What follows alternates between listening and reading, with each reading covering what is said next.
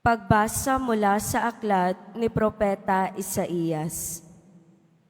Noong mga araw na iyon, ipinasabi ng Panginoon kay Akas, "Humingi ka sa akin ng palatandaan, maging sa kalaliman ng kinaroroonan ng mga yumao o sa kaitaasan ng langit." Sumagot si Akas, "Hindi po ako hihingi, hindi ko susubukin ang Panginoon."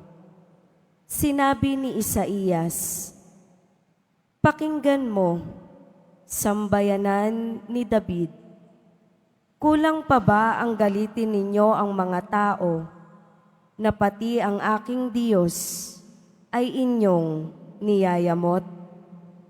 Kaya nga't ang Panginoon na rin ang magbibigay ng palatandaan.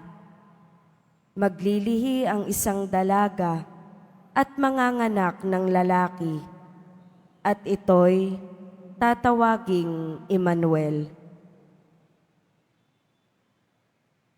Ang salita ng Diyos. Salamat sa Diyos.